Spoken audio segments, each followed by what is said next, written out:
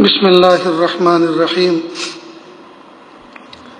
الحمد للہ وکفی وسلام علی عبادہ الذین اصطفی اما بعد اعوذ باللہ من الشیطان الرجیم بسم اللہ الرحمن الرحیم وذکر فإن الذکرى تنفع المؤمنین سبحان ربک رب العزة عما یصفون وسلام علی المرسلین والحمد للہ رب العالمین اللهم صل على سيدنا محمد وعلى آل سيدنا محمد وبارك وسلم اللهم صل على سيدنا محمد وعلى آل سيدنا محمد وبارك وسلم اللهم صل على سيدنا محمد وعلى آل سيدنا محمد وبارك وسلم۔ رمضان المبارک کی 2 تاریخ ہے، سن 1441 ہے، ماہ اپریل کی 26 تاریخ ہے، سن 2020 ہے، اور ملک میں لاک ڈاؤن کا زمانہ ہے اور پوری دنیا میں کرونا وائرس وبا کا دورہ ہے۔ اللہ سے دعا ہے کہ اللہ رب العزت پوری دنیا کے انسانوں کی حفاظت فرمائے اور انسانوں کو اپنے خالق کو پہچاننے اور اس کی بات مان کر چلنے کی توفیق عطا فرمائے۔ اللہ رب العزت نے دنیا کے اندر بہت ساری مخلوق پیدا فرمائی ہیں، ان میں بہت سی مخلوق ایسی ہیں کہ وہ اپنی بقا میں کسی دوسرے ہم جنس کی محتاج نہیں۔ مثلا درخت کو لے لیجئے کہ درخت اپنے وجود کی بقا کے لیے کسی دوسرے ہم جنس کا محتاج نہیں، وہ اکیلا بیابان میں جنگل میں اکیلا کھڑا ہوا ہے اور زندگی ایسی ہی کھڑے کھڑے گزار دیتا ہے۔ پہاڑ کو لے لیجئے، پہاڑ اپنے وجود کی بقا کے لیے کسی دوسرے پہاڑ کا محتاج نہیں، وہ تنہا میخ بن کر زمین کے سینے پہ گڑا ہوا ہے اور اکیلا پڑا ہوا ہے، اور صبح قیامت تک وہ ایسا ہی رہے گا۔ تو دنیا میں بہت ساری مخلوق ایسی ہیں جو اپنے وجود کی بقا کے لیے اپنے ہم جنس کے ان کو ساتھ کی ضرورت نہیں پڑتی، لیکن انسان اشرف المخلوق ہے۔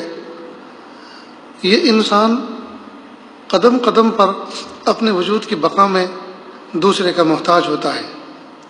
مثال کے طور پر بوڑھے ماں باپ ہیں، بوڑھے ماں باپ کو زندگی میں اپنے بچوں کی ضرورت ہوتی ہے، ان کے سہارے کی ضرورت ہوتی ہے، بلکہ بوڑھے ماں باپ اپنے بچوں کو بڑھاپے کا سہارا، بڑھاپے کی لاٹھی کہتے ہیں، بوڑھی ماں بچے کو گھر کا چراغ کہتی ہیں۔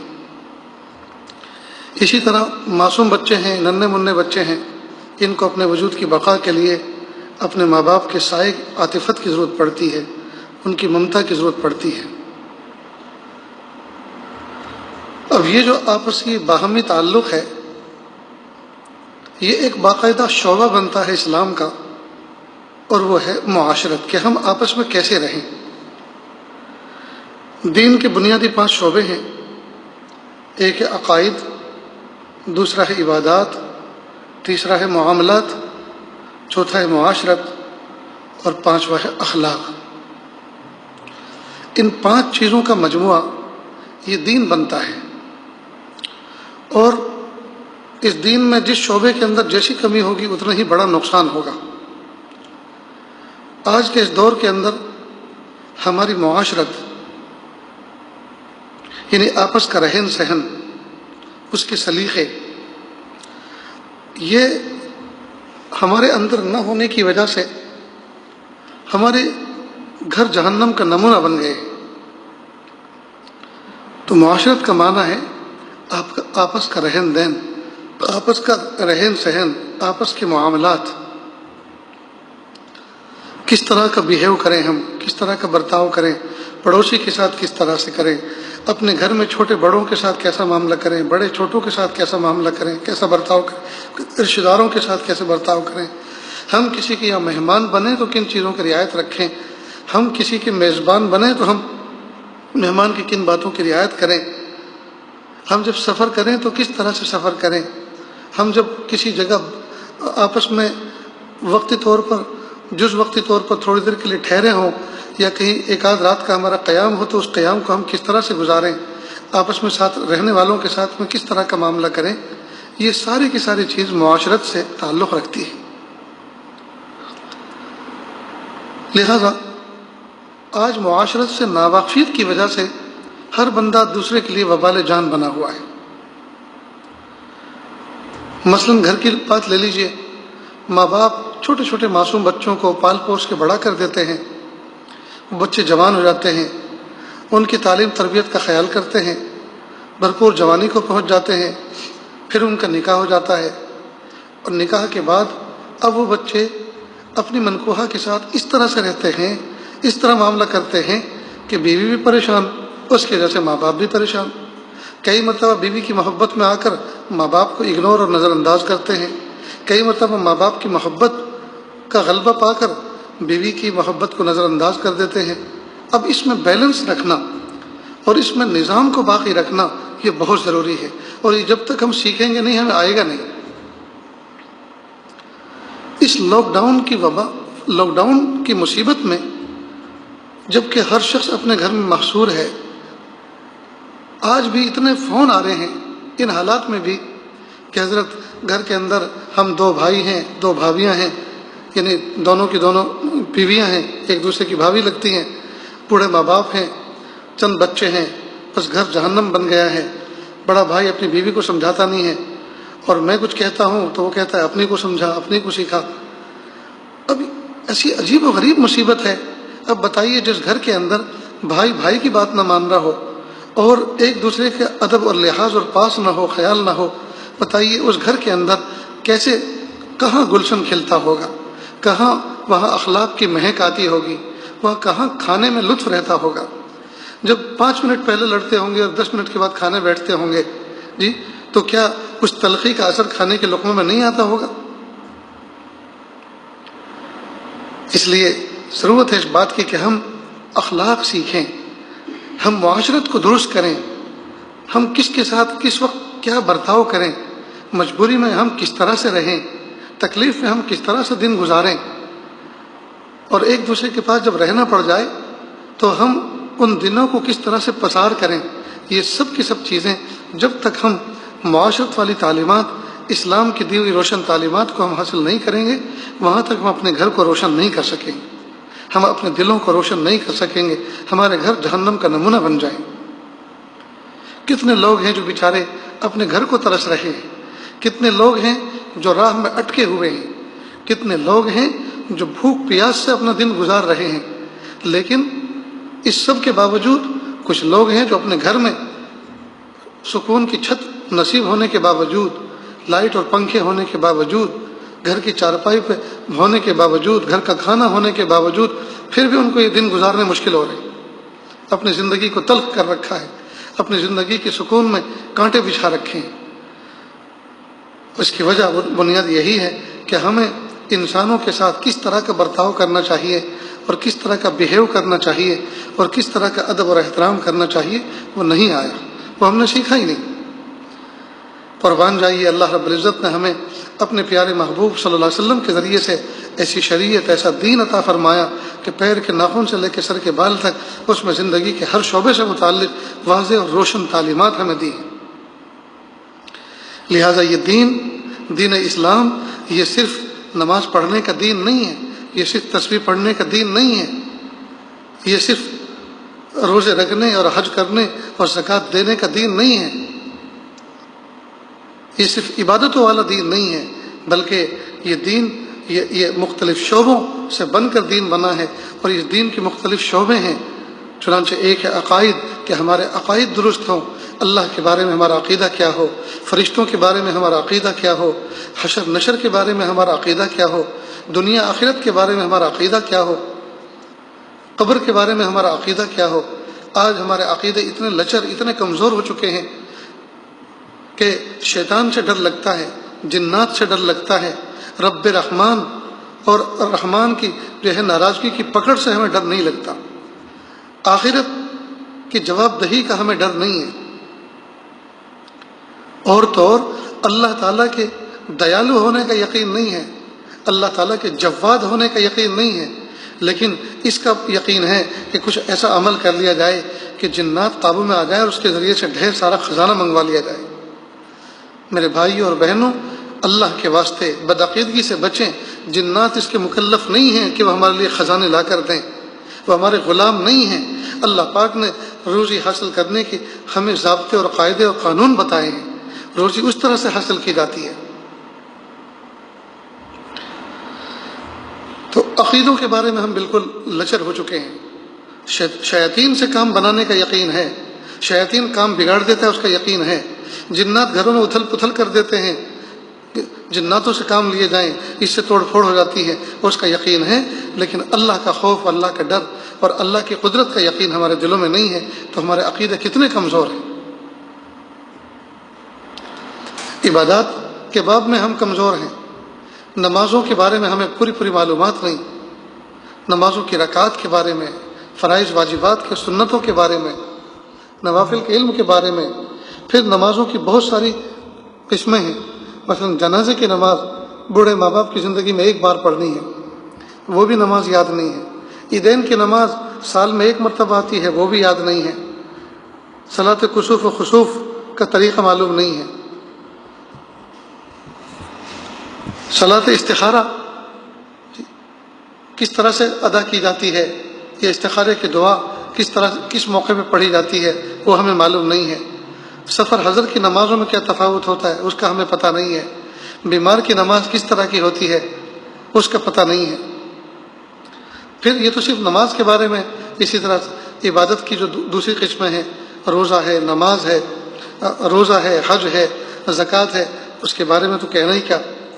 اسی طرح معاملات، لین دین کس طرح سے کیا جائے، قرض حسنہ کس کو کہتے ہیں، اس کو کب لوٹایا جاتا ہے، قرض لیتے وقت جو ہے کیا معاملہ ہونا چاہیے، کس طرح کی گفتگو ہونی چاہیے، وقت پہ ادا نہیں کر پائے ہیں تو ہم اس میں کس طرح سے مہلت حاصل کریں، کس طرح سے گنجائش بنائیں۔ اگر سفر پیش آ گیا ہے، سفر حج درپیش ہے اور قرض بھی باقی ہے، تو اب کس طرح کا معاملہ کر کے حج پر جائیں یا نہ جائیں، تو یہ علماء مفتیان کرام سے پوچھنا چاہیے۔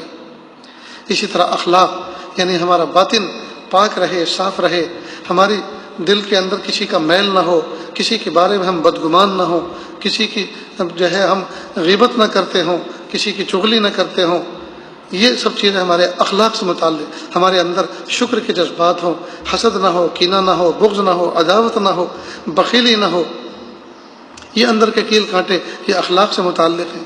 تو غرض اسلام کی بنیاد جو ہے وہ 5 شعبے ہیں: عقائد، عبادات، معاملات، معاشرت اور اخلاق۔ ہمیں چاہیے کہ ہم ان تمام کے بارے میں نالج اور علم حاصل کریں۔ جب علم حاصل کریں گے تبھی تو اس پر عمل کر پائیں گے۔ تو سوچا کہ کچھ معاشرت سے متعلق ظہر کے بعد کچھ بات کی جائے۔ انشاءاللہ وقتاً فوقتاً اس سے متعلق کچھ نہ کچھ باتیں پیش کی جاتی رہیں گی۔ اللہ تعالیٰ اس عاجز کو کہنے سننے سے زیادہ عمل کی توفیق عطا فرمائے اور معاشرت ہم سب کو اچھے انداز سے گزارنے کی توفیق بخشے۔ حضرت تھانوی رحمۃ اللہ علیہ کی ایک کتاب ہے آداب المعاشرت، اس میں چند آداب ہیں جو یہ آج کی اس مجلس میں ابتدا میں پڑھ کے سناتا ہے، اور کہیں کوئی چیز سمجھنے سمجھانے جیسی ہوگی تو اس پر بھی کچھ بات کریں گے۔ حضرت فرماتے ہیں بسم اللہ الرحمن الرحیم: جب کسی سے ملنے یا کچھ لینے جاؤ، جب کسی کے پاس ملنے یا کچھ کہنے جاؤ اور اس کو کسی کام کی وجہ سے فرصت نہ ہو، مثلا قرآن مجید کی تلاوت کر رہا ہے یا وظیفہ پڑھ رہا ہے یا قصداً مقام خلوت میں بیٹھا کچھ لکھ رہا ہے، یہ سونے کے لیے آمادہ ہے، یا قرائن سے اور کوئی ایسی حالت معلوم ہو جس سے غالباً اس شخص کی طرف متوجہ ہونے سے اس کا حرج ہوگا یا اس کو گرانی و پریشانی ہوگی، ایسے وقت میں اس سے کلام و سلام مت کرو، بلکہ یا تو چلے جاؤ، اور اگر بہت ہی ضرورت کی بات ہو تو مخاطب سے پہلے پوچھ لو کہ میں کچھ ضروری کام سے آیا ہوں، کہنا چاہتا ہوں، پھر جب اجازت دے دے تو اس کے بعد کہہ دو، اس سے تنگی نہیں ہوتی۔ یا پھر فرصت کا انتظار کرو، جب اس کو فارغ دیکھو اس سے مل لو۔ دیکھیے اس میں کتنی بہترین تعلیم بتائی ہے۔ عام طور پر ہم کسی کے پاس جاتے ہیں تو سوچتے ہیں جب آئے ہیں تو اب کہہ کر ہی جائیں گے، نہیں ایسا ہرگز نہیں۔ اس کی رعایت کرو۔ وہ آدمی سکون کے ساتھ ذات حق کی طرف متوجہ ہے، مثلا قرآن پاک کی تلاوت کر رہا ہے۔ کتابوں میں لکھا ہے اور میں نے اپنے بڑوں سے سنا ہے کہ جو آدمی کتاب اللہ کی تلاوت کر رہا ہو، قرآن پاک کی تلاوت کر رہا ہو، اس کو اگر ہم اپنی طرف متوجہ کرتے ہیں تو دنیاوی بہت بڑا ضرر اور نقصان ہو سکتا ہے، اس لیے کہ وہ ذات حق کی طرف متوجہ ہے، اور ہم اللہ تعالیٰ کی طرف جو متوجہ ہے اس کو اپنی طرف متوجہ کر رہے ہیں اللہ سے ہٹا کر، تو یہ تو بہت بڑی گستاخی اور جرت کی بات ہے۔ مثلا کوئی کسی بڑے افسر سے بات کر رہا ہو اور آپ اس کا ہاتھ پکڑ کے اپنی طرف متوجہ کریں، کھینچیں، تو وہ فوراً کہے گا کہ کچھ ہوش ہے کہ نہیں، میں کس سے بات کر رہا ہوں۔ اور اول تو یہ کہ وہ افسر جو بیٹھا ہوا ہے وہی خبر لے لے گا کہ تمہاری مجال کیا ہوئی کہ جو مجھ سے بات کر رہا ہے تم اس کو مجھ سے ہٹا کر اپنی طرف متوجہ کر رہے ہو سکتا ہے وہ کوئی سزا بھی دلوا دے۔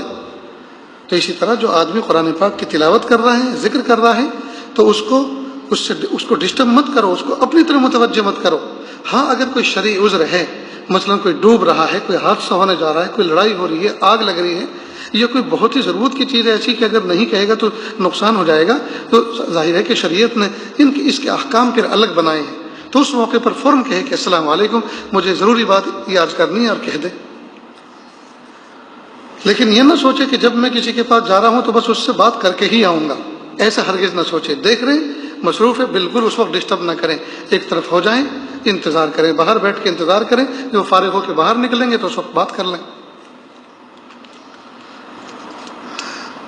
ایک اور ادب، جب کسی کے انتظار میں بیٹھنا ہو تو ایسے موقع پر اور اس طور سے مت بیٹھو کہ اس شخص کو یہ معلوم ہو جائے کہ تم اس کا انتظار کر رہے ہو، اس سے خواہ مخواہ اس کا دل مشوش ہو جاتا ہے اور اس کی یکسوئی میں خلل پڑتا ہے، بلکہ اس سے دور اور نگاہ سے پوشیدہ ہو کر بیٹھو۔ یہ جو ابھی پہلے ادب بیان کیا اسی کا یہ گویا تتمہ ہے، اسی کا ایک جز ہے کہ جب کسی سے ہم گئے ملاقات کے لیے، کچھ بات کرنے کے لیے، اب ہم نے دیکھا کہ وہ تلاوت کر رہا ہے، ذکر کر رہا ہے، تو یہ تو بات سمجھ میں آ گئی کہ جو آدمی ذات حق کی طرف متوجہ ہو، ذکر کر رہا ہو، تنہائی میں خلوت میں کچھ لکھ رہا ہو، تو اس کا مطلب یہ کہ اس کو اس وقت ڈسٹرب کرنا مناسب نہیں ہے، تو ایک طرف بیٹھے۔ لیکن ایک طرف بیٹھنا بھی اس طرح سے نہ ہو کہ آپ بیٹھے بیٹھے کھانستے رہیں ایک طرف تاکہ وہ بار بار دیکھے آپ کو، تو اس کا مطلب یہ کہ آپ نے تو اس کو پھر کھانس کر یا کھنکھار کے اس کو اپنی طرف ہی متوجہ کر لیا، بس اتنا ہوا کہ آپ اٹھ اس تک گئے نہیں، البتہ جہاں آپ بیٹھے ہیں آپ نے اس کی توجہ کو وہاں اپنی طرف متوجہ کر لیا، تو یہ بات بھی بالکل ایسی غلط ہوئی جس طرح سے پہلی مرتبہ میں آپ پہلے اس کے پاس جا کر اس کو اپنی طرف متوجہ کرتے تو یہ بری بات تھی، اسی طرح سے آپ نے دور بیٹھ کر اس طرح سے کھانسا اور کھنکھارا کہ آپ نے ادھر بیٹھ کر اس کو متوجہ کر لیا کہ میں آپ کے انتظار میں ہوں، مجھے آپ سے بات کرنی ہے، تو یہ بھی اسی درجے میں ہے۔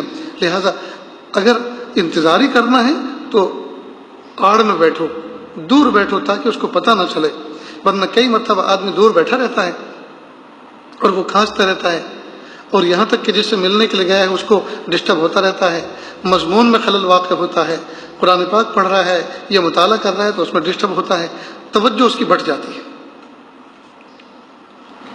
ایک اور ادب ہے، مسافہ ایسے وقت مت کرو کہ دوسرے کے ہاتھ ایسے شغل میں رکے ہوں کہ ہاتھ خالی کرنے میں اس کو خلجان ہو، بلکہ سلام پر کفایت کرو، اور اسی طرح مشغولی کے وقت میں بیٹھنے کے لیے منتظر اجازت مت رہو بلکہ خود بیٹھ جاؤ۔ دو باتیں ہیں، کوئی آدمی دونوں ہاتھوں سے سر کے اوپر بوجھ پکڑ کر لا رہا ہے، سر کے اوپر گٹھڑ رکھا ہوا ہے، مثال کے طور پر کسان ہے، کھیت سے آ رہا ہے، گھاس کا بوجھ ہے، گھاس کا گٹھڑ ہے، جانوروں کے چارے کا گٹھڑ ہے، یا بازار سے کوئی شاپنگ کر کے آ رہا ہے اور سر کے اوپر اناج کا گٹھڑ ہے، مثلا بوری ہے، اب دونوں ہاتھ اس کے مصروف ہیں، اب آپ آئے کہ السلام علیکم اور ہاتھ بھی بڑھائے اپنے، تو اس کا مطلب یہ کہ آپ نے جب ہاتھ مسافر کے لیے بڑھا دیے سلام کر کے تو گیا آپ نے اس کو مجبور کیا کہ وہ اب آپ کی طرف ہاتھ بڑھائے۔ اب کئی مرتبہ سامنے والا بیچارہ ایسا سیدھا سادہ ہوتا ہے، وہ بھی اپنے سر کے بوجھ سے غافل ہو کر ہاتھ بڑھا دیتا ہے اور کئی دفعہ وہ بوجھ دونوں کے بیچ میں گرتا ہے، تو کیا فائدہ ہوا اس سلام سے؟ کتنی رکعت کا ثواب ملا؟ وہ بوجھ اگر خدا نہ خواستہ سلام کرنے مسافہ کرنے والے کے سر پہ گرتا تو گردن نہیں ٹوٹ جاتی؟ تو ایسے موقع پر مسافر کے لیے ہاتھ مت بڑھاؤ کہ اس کے ہاتھ جو مصروف ہیں وہ ہاتھ اس مصروفیت سے الگ ہوں تو کوئی نقصان بھی ہو جائے. یا کئی مرتبہ گیریج کے اندر مثلاً کوئی مکینک آدمی ہے، کام کر رہا ہے، گریس میں اس کے ہاتھ ہیں، آئل میں اس کے ہاتھ ہیں. اب آپ نے سلام بھی کیا، مسافر کے لیے ہاتھ بھی بڑھایا. اب ظاہری بات ہے کہ جب آپ نے مسافر کے لیے ہاتھ بڑھایا ہے تو اس کے تو ہاتھ ہیں ہی کالے، اب آپ بھی اپنے ہاتھ کالے کروا لیں اور پھر صابن ڈھونڈتے پھرو. تو ظاہری بات ہے ایسی جگہ پہ مسافے کے آپ مکلف نہیں ہیں، اور ایسی جگہ مسافہ مطلوب نہیں ہے. ایسی جگہ صرف سلام کر لیا وہی کافی ہو گیا. یا اسی طرح سے کوئی کام اور آدمی ایسا کر رہا ہے کہ اپنے ہاتھ کو فارغ کرنے میں اس کو دشواری ہو رہی ہے، تو ہرگز آپ جو ہے اس کو مجبور نہ کریں. مثلا کوئی گھڑی ساز ہے، گھڑی ریپیئر کر رہا ہے، اب باریک باریک اس کے کل پرزے ہوتے ہیں، وہ بہت ہی یکسوئی کے ساتھ اپنے ہاتھوں میں اس کو لے کر بیٹھا ہوا ہے. اب آپ مسافے کے لیے مجبور ہو، ان کو کر رہے ہیں ہاتھ بڑھا کر. اب اس کو سارے کے سارے آلات اپنے ہاتھ سے نیچے رکھ کر آپ کے لیے مسافے کی سعادت آپ کی گویا حاصل کرنے کے لیے اس کو فارغ ہونا پڑ رہا ہے. کئی مرتبہ بہت سے کام کرتے کرتے وہ جس منزل تک پہنچا تھا، اب مسافے کی وجہ سے اس کو اپنے ہاتھ فارغ کرنے کی وجہ سے اب اس کام کو ازسرنو پھر کرنا پڑے گا، پھر آدھا گھنٹہ لگے گا، پھر وہ کل پرزے جوڑنے پڑیں گے. امید ہے کہ یہ بات سمجھ میں آ گئی ہو. اور پھر فرما رہے اسی طرح مشغولی کے وقت میں بیٹھنے کے لیے منتظر اجازت مت رہو بلکہ خود بیٹھ جاؤ. کئی مرتبہ کوئی آدمی بیٹھا ہی ہے لوگوں کی ملاقات کے لیے، اور وہ آدمی کسی کام میں مصروف ہے، تو جب بیٹھا ہے اور اس نے اپنے سامنے بیٹھنے کے لیے کرسی اور میز بھی رکھی ہوئی ہیں، تو ظاہر ہے کہ اب آپ آئیں اور آ کر بیٹھ جائیں. اور جب وہ فارغ ہو، کوئی چیز لکھ رہا ہے، کوئی چیز گن رہا ہے. کئی مرتبہ ہوتا یہ ہے کہ آدمی پیسے گن رہا ہوتا ہے، اب آپ اس کے آفس میں ملنے کے لیے گئے. آفس میں بیٹھا اس لیے ہے کہ آفس بنا اس لیے ہے کہ لوگ آنے والے ملاقات کریں، مشورے کرنے والے مشورے کریں، کام کاج کرنے والے کام کاج کے بارے میں بات کریں. آفس بنائے اس لیے، وہ بیٹھا اس لیے ہے. لیکن اس وقت جو ہے وہ پیسوں کے گننے میں مصروف ہے.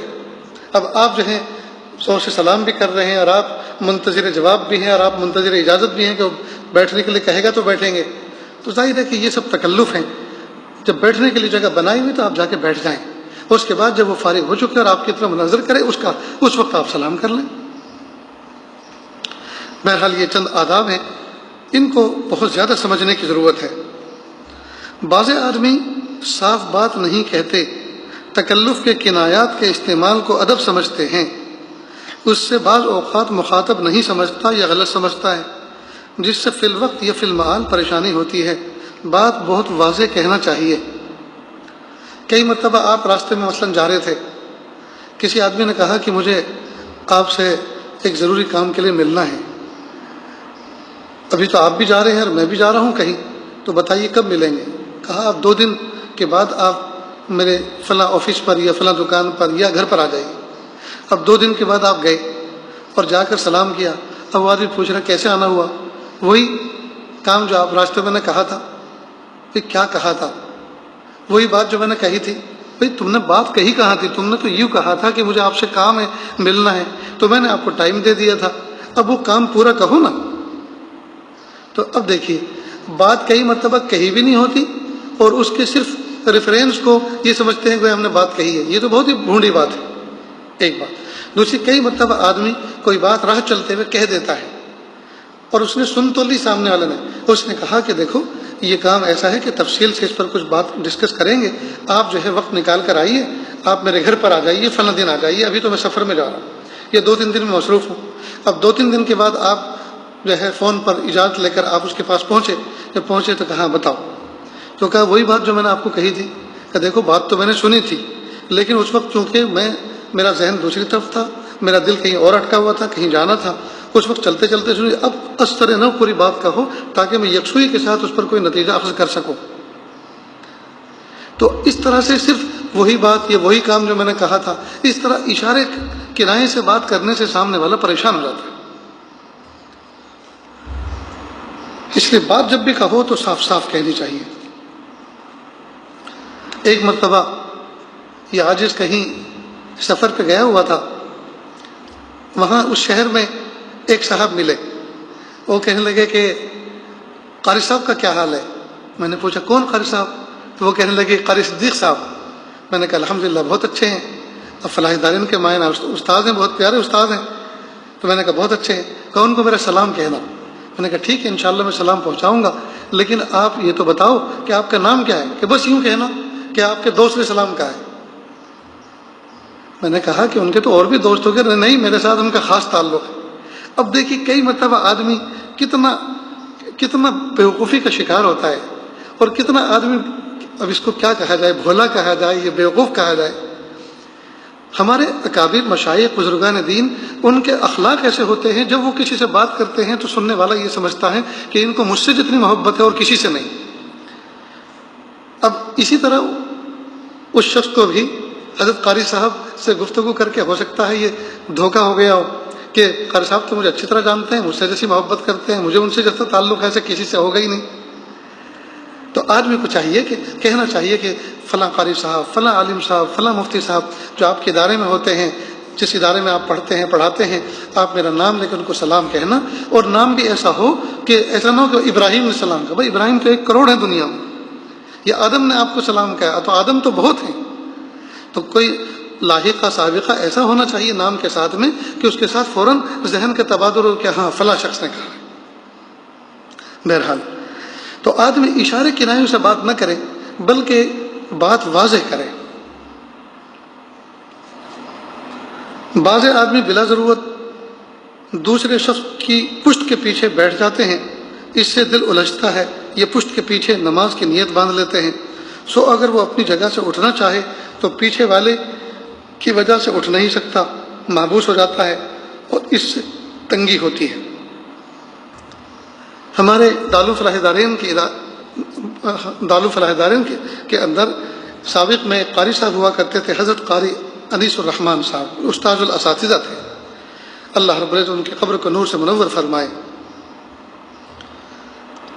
حضرت کا یہ معمول تھا کہ حضرت فرض نماز پڑھنے کے بعد جب سنت کی نیت باندھتے تھے تو حضرت کو بڑی تکلیف ہوتی تھی کہ ان کے پیچھے کوئی نماز کی نیت باندھے.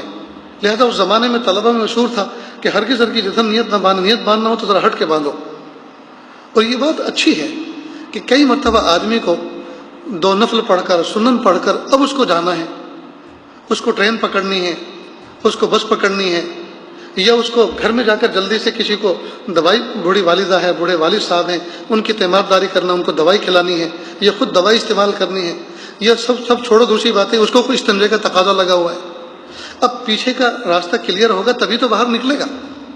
تو کئی مرتبہ لوگ مسجد میں وسعت ہونے کے باوجود نیت ایسی جگہ پر باندھتے ہیں کہ پیچھے والے کا راستہ بالکل بلاک کر دیتے ہیں. اس لیے ہمیشہ کوشش اس بات کی کرنی چاہیے کہ پیچھے والے تھوڑے سے آگے بڑھ جائیں اور آگے والے دائیں بائیں ہو جائیں.